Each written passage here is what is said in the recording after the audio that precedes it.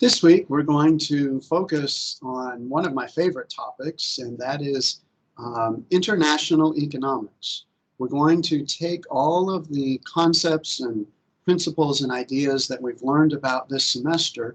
We're going to broaden our horizon really to the world and to recognize that we can talk about our own local and even our own national economy. But the reality is we do live in a global economy, and our actions affect other countries, and the trade with other countries impacts us. So international economics is a topic that is a very broad topic.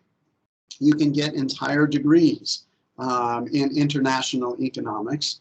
And we're just going to focus on some of the basic foundations for understanding international economics. To recognize to start with that trade has been around for millennium. Trading between countries, between people, it's not something that's just a new topic. It has been around for as long as people have made and produced things. They have traded with other peoples. So we have to recognize that this is an old topic. It has some new tools, but the concept of trade is nothing that's new. So let's just start with some basic terminology in case you're not familiar with these words. An import is essentially when a country buys a good or a service that was produced in another country. That's an import. So for example, the United States will import items from Germany. That would be something that Germany produced and we purchased. An export is something that a country sells to other countries. So for example, we might produce a car in Kentucky and sell it to a business in South America. That would be an export. So if we just look at sort of the overall trend in the United States, we have imported about $3 trillion worth of goods and services, and we have exported about $2.5 trillion worth of goods and services. So the things that we export an awful lot of services. For example, international travel actually is an export. So when somebody from another country comes to the United States, so let's say they come to Paducah to visit Paducah, but they are a citizen of Great Britain. So they come to Paducah, but we've actually exported tourism. They had to come here to get it, but that was an export. We can export financial services and insurance services. So for example, Allstate is an American company, but it has clients maybe from other countries. That would be an export of insurance services. We do export a large number of goods. A lot of the goods that we export are high value items, capital goods, machinery. I often like to point out to people, and I'm always fascinated by this, when I'm driving down the interstate and I see a flatbed semi-trailer that's carrying something huge on it, those oversized loads, and it's like, well, it looks like it's a piece of a machine. Chances are that's going somewhere else. It's going to end up in another country. We produce very high value type machinery and we export it to the rest of the world. We do export, for example, oil. Even here in Western Kentucky, we export gases. So for example, out in Calvert City, there's a variety of chemical plants. They export some of those goods. We do export some consumer goods. So for example, a washing machine that was made in Louisville, Kentucky may actually end up over in France. It's possible. That would be an export of a consumer good. We import some of the same things. We import a lot of foreign travel. So for example, if I, as a tourist, go to London, then I've essentially imported tourism. They exported it to me and I imported it. We also import financial and insurance services. We import a huge amount of goods. Most of the goods that we import are, if they're consumer goods, they typically are low value type items. But we also import a large amount of capital, machinery, technology, as well as, of course, we import oil and gas. So we typically look at our imports and exports by examining what's known as the balance of trade. So if we export more than we import, we have a trade surplus. So if the United States is exporting to other countries more than what we're importing from other countries, we have a trade surplus. And if a country imports more than it's exporting, then it has a trade deficit. So currently, right now, the United States does have a trade deficit. We'll talk about that in just a moment. But that's where we are purchasing more items from the rest of the world than the rest of the world is purchasing from us. So we track the trade by examining two different accounts. One is called the current account. So the current account is the actual trade of our goods and services. So the things that we're producing and selling to other countries, and the things that other countries are producing and we're purchasing. So in this balance of trade, the country that has the largest deficit is the United States. We have a trade deficit last year of about $513 billion. In 2019, what country do you suppose has the largest surplus? It's actually not China. It is Germany in 2019. China is number 2 in terms of trade surplus. So if you look at the relationship between deficits and surpluses around the world, the areas that are shaded in oranges and yellows, those are areas that have trade surpluses. That means that they are they have a current account balance that's positive, that they are exporting more than they are importing. So for example, China, Russia, even Saudi Arabia, Spain, Germany, Italy. Those are countries that are exporting more than they're importing, and their current account is positive. The areas that are shaded in green are areas that have a trade deficit. So their current account is a negative number. You'll notice that the United States is not alone in having a trade deficit. There are many countries in the world with trade deficits. We're not unique. So if you look at the value of our trade deficit, it's actually not that large relative to the total amount that we are producing in our economy. And so I know that oftentimes we hear in the United States, in the media, they might make this claim like, oh, the rest of the world owns the United States, or we owe the rest of the world so much money or whatever. I often hear China. For example, the phrase, China makes everything. And China does not make everything. Every country produces things and sells things around the world. I just had some apple juice the other day that was made from apple juice concentrate that came from Poland. Many people knew that they grew apples in Poland and that The apple juice that I drink from Aldi is made with apples that are grown in Poland. So we have to recognize, number one, China does not make everything.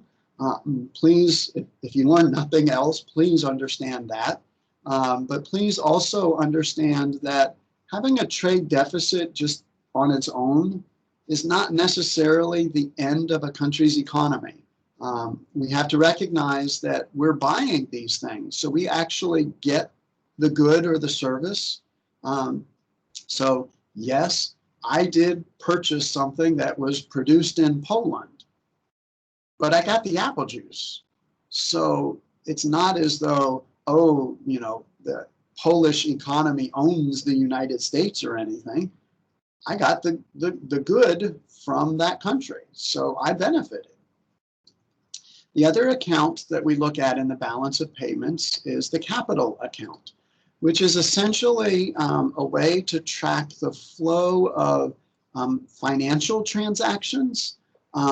So for example, if I were to purchase some shares of the Airbus company, which is a company based in France, that would be tracked through the capital account. Now, I would end up with a share of a foreign company, but we track that in this thing called a capital account. So the largest capital account deficit, which means that more money is leaving the country than coming into the country. Sorry, I apologize. A deficit means more money is going in than leaving, and that's in Japan. And the capital account surplus actually was Poland. So you have a tracking of goods and services, but you also have a tracking of the financial assets that are being exchanged between the countries. So now we extend our understanding of why we make the things we make by looking at a couple of very important concepts called absolute and comparative advantage. So let's simplify the world to just two countries, Mexico and Brazil. And there's only two goods that they're making, strawberries and coffee. So in Mexico, an acre of land, you can produce 2 pounds of strawberries or 4 pounds of coffee. And in Brazil, you can use an acre of land to produce 1 pound of strawberries or 3 pounds of coffee. So if I were just to simply say, what country looks better at making strawberries, you would say Mexico, because they can make 2 pounds per acre, and Brazil can only make 1 pound per acre. And truthfully, the same thing could be said about making coffee. It appears like you can make more coffee per acre in Mexico than you can in Brazil. Well, what that really is the concept of absolute advantage, where you can produce something using fewer resources. So in Mexico, we don't really need as much land for every pound of strawberries we produce. And Mexico doesn't need as much land for every pound of coffee they produce. So it seems like, oh, they're better at making everything. But you have to recognize that in this statement, it says Mexico can use their land to produce either strawberries or coffee. They can't use the same acre to do both. You're going to get one or the other. And so the idea of absolute advantage really isn't what economists like to focus on. We come back to the idea of opportunity cost. And we learned that concept at the very beginning of the semester. So if we look at opportunity cost, in Mexico, they can make 2 pounds of strawberries or 4 pounds of coffee. So that means for every pound of strawberries they produce, they give up the opportunity for 2 pounds of coffee. So they can use their acre to make strawberries or coffee. But if they make a pound of strawberries, then they're giving up the chance to make 2 pounds of coffee.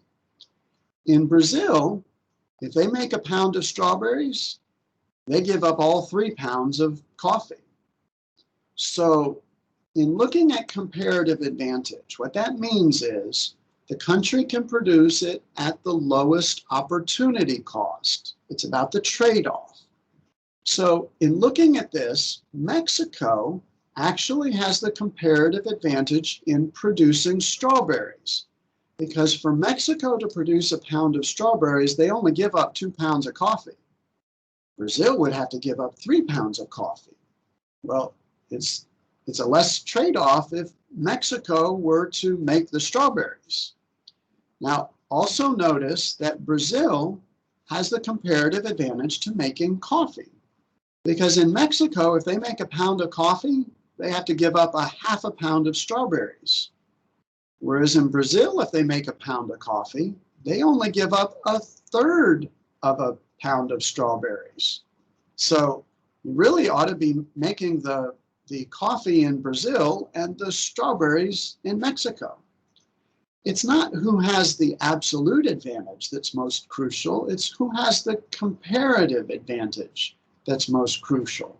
The lowest trade-off, the lowest opportunity cost. So when a country looks at what they have the comparative advantage in making, that kind of helps to explain why countries produce the things that they produce. So for example, I often like to point out, for example, the textile industry. In the United States, the textile industry has disappeared. If you look at much of your clothing, your towels, your sheets, your washcloths, they were probably made in another country.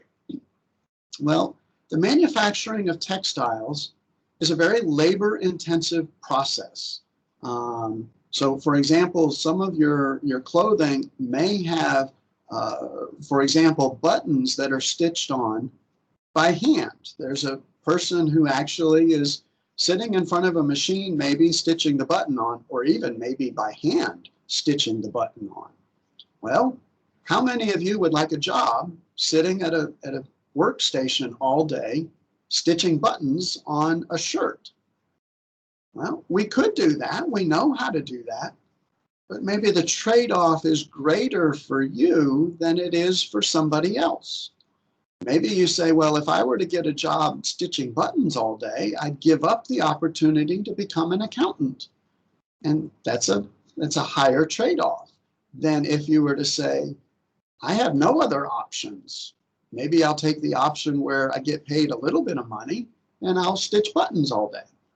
So when countries choose to do the things that they have a comparative advantage in making, and they specialize in those, then they trade for everything else.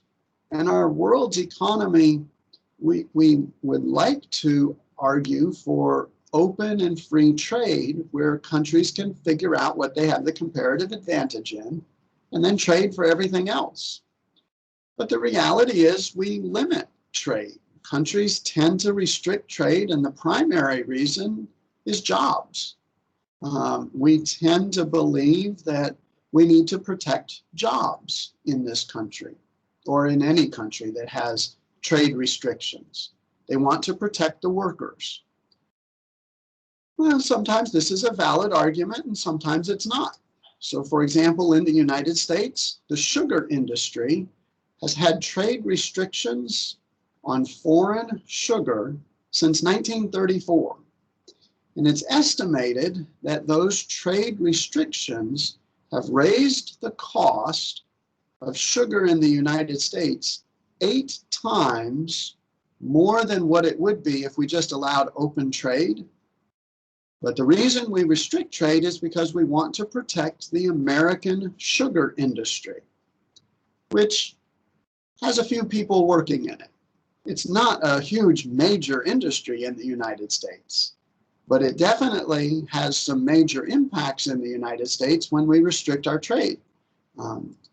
Another reason we tend to restrict trade is the idea of helping out the new businesses, the infant industries. A new business starts up, but they can't compete against the rest of the world, so give them a little bit of extra help. So for example, the United States motorcycle industry in 1983 convinced Congress to enact some tariffs on imported motorcycles, believing that the United States motorcycle industry just couldn't compete with, for example, Japanese and German produced motorcycles. And the argument that they made was that they were an infant industry. They were too small, they were too young relative to these other countries. So they needed a little extra help. If you know anything about motorcycles, though, the irony in that is that the motorcycle industry in the United States in 1983 probably really wasn't an infant industry. Been pretty well established by that point in time. So another reason that we will tend to restrict trade is we have this belief it's in the interest of national security. We don't need to depend on other countries for these particular items. We need to make sure that we can produce them all ourselves. Sometimes that's a valid argument, sometimes it's not. I do like to point out that the Virgin Islands, which is a territory of the United States, convinced the United States Congress to provide some protections on US produced watches, couldn't compete with Japanese watches and watches that were made in Japan. And they believed that it was in the interest of national security that we have a US watch industry. And so some protections were put in place to make sure that we as a country could always produce our own watches. I'll just leave it to you to think about the irony in that. Let me check my time here. Think about the idea of that being interest in national security. So the way that we restrict trade and protect trade really is one of three ways. We can have an embargo, which essentially says that we will not trade at all with these countries for whatever reason. We've just decided that we're not going to trade at all. That's a complete embargo. Maybe it has to do with human rights. Maybe it has the actions of the government. But we've just decided we don't want to trade with them at all. Of common use is the idea of a tariff. And if you've been following the news in the last couple of years, we've had tariff war with China. And a tariff is essentially a tax that's placed on an imported good. And they're very specific. You actually have to identify what the good is that you're going to place the tariff. So for example, solar panels that are made in China now face a tariff when they're sold in the United States. The idea was that the US solar industry needed protection. We can also establish what are known as quotas. So a quota essentially says we'll let you trade in our country, but only certain amounts. Right now, we don't have any absolute quotas. Most of them use tariff as a way to protect trade. But we used to have quotas on Canadian softwood lumber. Canada has a huge timber industry, and the United States timber industry said, we'll accept some of that Canadian timber, but only a certain amount of it. And the result, obviously, is that prices would increase. So we can restrict trade for a variety of reasons, and we can restrict trade in a number of different ways. But when we do trade, we have to recognize that when we buy something that's produced in another country, somewhere down the line, they get paid in their own currency. So, for example, if I buy a t-shirt that is made in Bangladesh, I may go to Walmart and buy it and pay it with a US dollar. But somewhere down the line, somebody had to make a transition between the US currency and the currency that's used in Bangladesh. and the exchange rate will determine the price of that currency. So every country's currency has an exchange rate with every other country's currency. So for example, we can express it this way as $1 equals 8.2765 Chinese yuan. Okay? Or we can express it in terms of the other way. If I were living in China, I would say that 1 Chinese yuan is equal to 12 cents. So in our country, we say $1 equals 8.3 Chinese yuan. And in China, they would say 1 Chinese yuan is equal to 12 cents. So if there was a factory over in China and produced a doll that cost 72 yuan, so there's a sticker on the doll that says 72. Somewhere down the line in the United States, that sticker is going to change from the Chinese currency to US currency. And it's going to say $8.64. Because I know there's 12 cents for every Chinese yuan. If the doll costs 72 yuan, then that's going to translate to $8.64. So when I go to the store, I see $8.64. Over in China, they see 72 Chinese yuan. Okay, so now the reality is those exchange rates might and often do fluctuate. So let's say that the dollar appreciates. The Chinese yuan gets weaker, essentially, the dollar gets stronger. So instead of a dollar buying 8 Chinese yuan, the dollar will now buy 11 Chinese yuan. What that means is instead of a 1 equaling 12 cents, it now only equals 9 cents. So the Chinese currency just got weaker and the US currency just got stronger. Okay, I'll talk about how that happens in just a moment. But essentially, we have a dollar that got stronger, it appreciated, and we have a Chinese currency that depreciated, got weaker.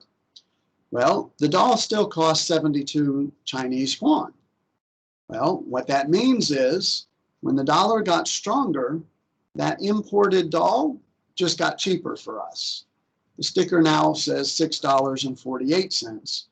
Instead of $8.64. So the imports become cheaper when your currency gets stronger. Okay, so let's look at it from the other perspective. What if we made the doll and put a sticker of $5 on it? Over in China, the sticker would read $41.38 Chinese yuan. Okay, now let's make the Chinese currency depreciate. So the dollar gets stronger, the Chinese yuan gets weaker. And what that essentially means is my $5 doll just got more expensive. Over in China, they're having to pay 55 Chinese yuan. So in the United States, our exports just got more expensive. So if you think about a strong dollar, what that means is all of the US imports, things that we're buying from this other country, they got cheaper. But all of our exports just got more expensive.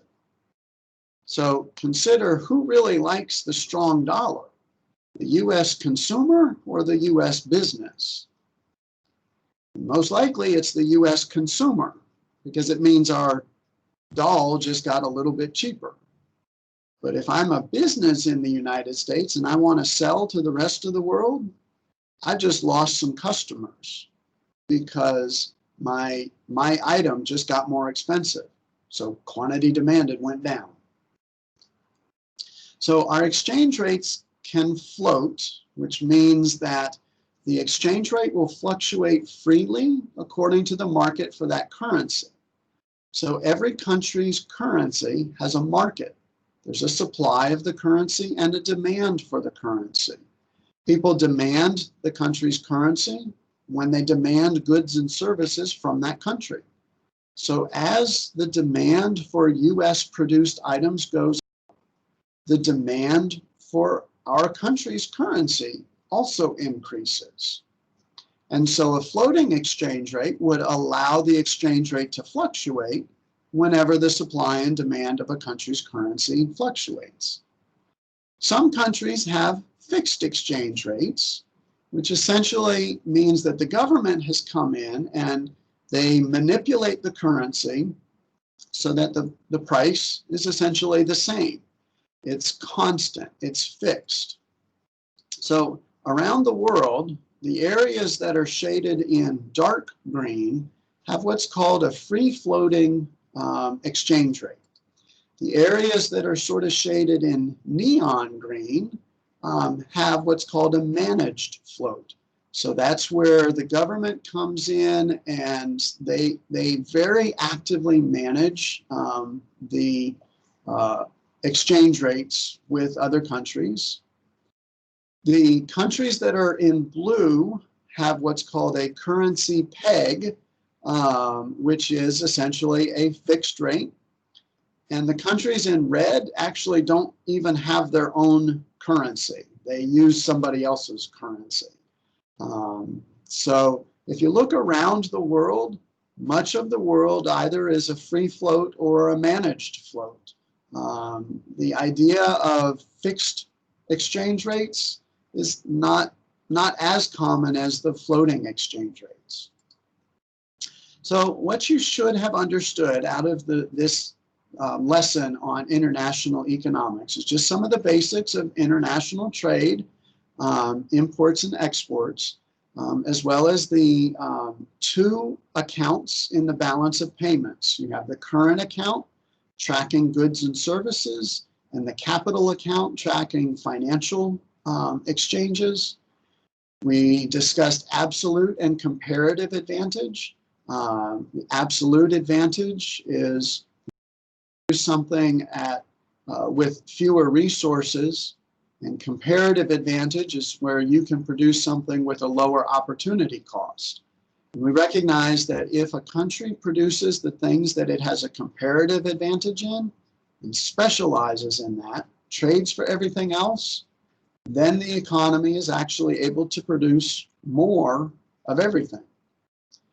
We talked about why and how we will limit trade, and we examined briefly the effects of exchange rates on the prices that we pay for things, and we examined how exchange rates will fluctuate. So the idea of international trade is something that I've just always been interested and fascinated with, because I recognize the world is a global economy. The reality is we trade and have traded for hundreds of years with other countries. The United States was established as a way to provide goods and resources to other countries. And I always encourage students that if you have an opportunity to experience another country, I would encourage you to do that, just to examine what another country's economy looks like and how it operates. But even if you are unable to travel to other countries, I encourage you to think about who actually is making your goods and services. And recognize that there is always an opportunity cost. There's always a trade-off. So for example, if you always insist on purchasing US-made items, that's fine. There's nothing wrong with that argument, as long as you understand that when I decide to buy a t-shirt that's made in the United States, I'm not purchasing a t-shirt that's made in Bangladesh. So that's going to have an impact on that country's economy, and maybe even individuals in that country's economy. There's always a trade-off, and I have to examine the trade-off to see, well, does it really mean anything to me? Maybe it does, and maybe it doesn't. But I sort of wonder if you have an opportunity to travel to other countries, especially those countries that are lesser developed than ours, you may recognize the importance of trade with those countries. Recognize that when I purchase a shirt that's made in Bangladesh, I'm putting food on the table for a family in Bangladesh. And maybe that's something I kind of want to do. And recognizing that in Bangladesh, if you go hungry, there probably isn't a food bank or a government program there to help you. But I recognize also that that means that a United States worker might have just lost their job also. So always recognize the opportunity costs associated with your decisions, and try to make sure that you're conscious of those trade-offs and realize that those trade-offs might actually have global consequences. Our economy affects other economies around the world, and other countries' economies affect our country's economy. We are all interconnected together, and our decisions really are all interconnected.